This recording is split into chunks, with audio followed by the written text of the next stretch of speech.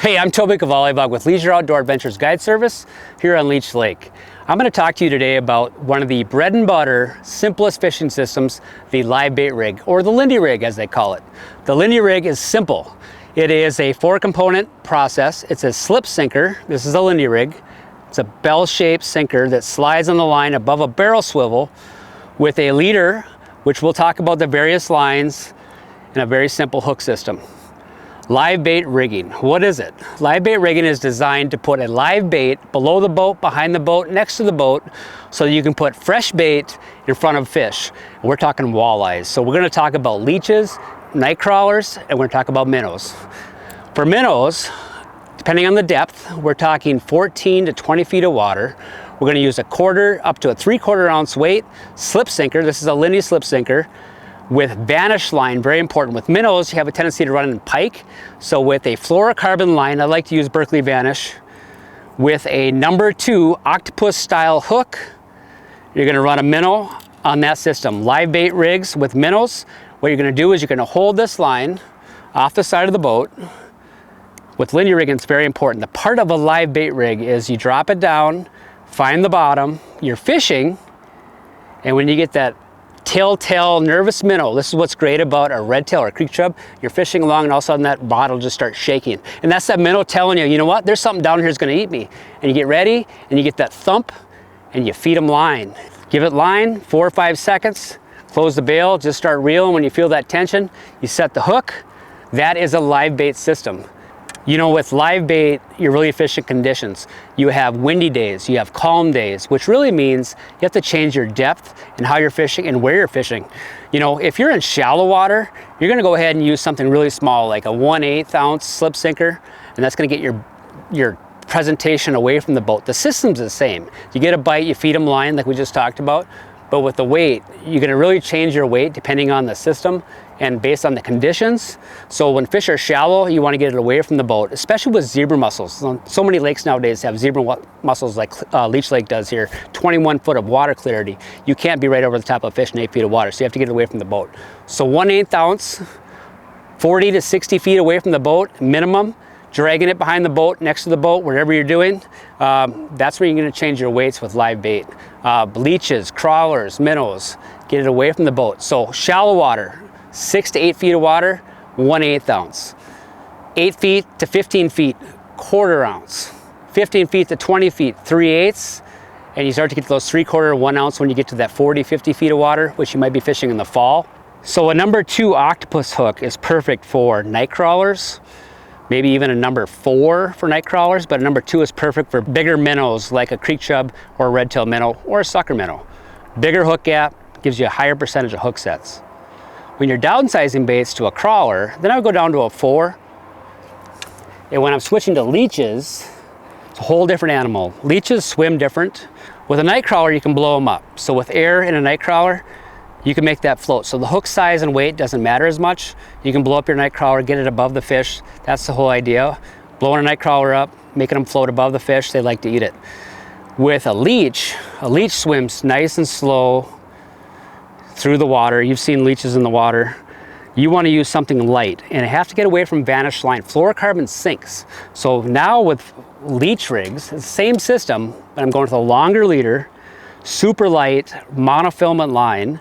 This is 6-pound Berkley Sensation with a number 8 hook.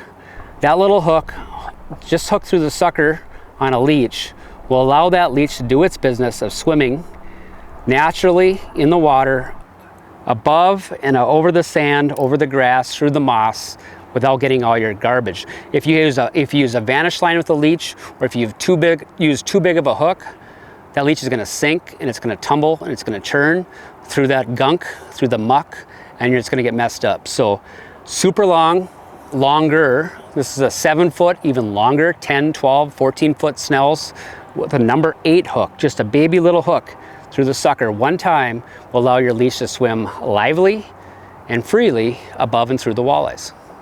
You know, back to the night crawler. A night crawler, you can really use either rig.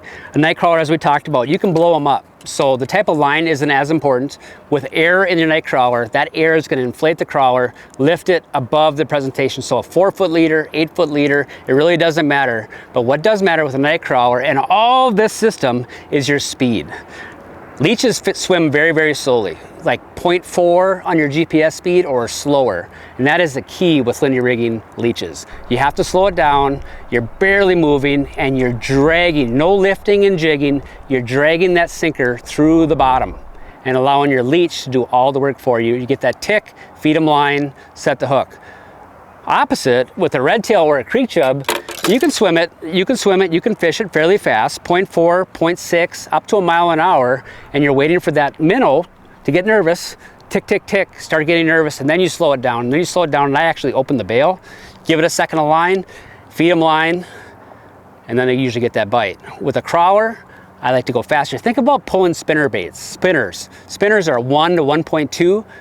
0.8 miles an hour to 1 mile an hour is perfect for a Lindy rig and a night crawler, and it's a slow drag, let it fall back. Drag, let it fall back. And like a slow death, when you drag it, the night crawler spins, and when you stop, it floats right up above their eyes, and the walleyes just, they like to eat it. Of course, when you're doing that, you're pulling it, it's spinning. A night crawler doesn't swim. It's not a natural bait in the water. That being said, there are certain bugs that are like night crawlers, and I actually think crayfish, night crawlers, that's a common deal. Like, I think fish think they're crayfish up there swimming around, but regardless, a night crawler, if you just throw it out there and let it sit, it's just gonna float, it's gonna stand there, and they're probably not gonna eat it. You have to be a fisherman, and you have to create that bite with just subtle movements. And if you just hang your crawler over the side of the boat and watch it when you pull it, you'll see what I'm talking about. That speed is important. So just a slow drag or boat speed is gonna create that spin. So a crawler, Lindy rig style crawler, is really a spinner because it's creating a little motion in the water without the spinner.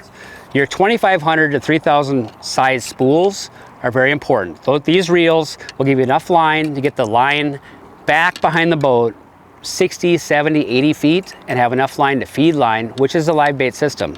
How do I spool these guys up? I spool them up with 6-pound line, light line. 6-pound line. It allows you to fish a little bit more freer. It gives you more bait presentation, more lively bait presentation.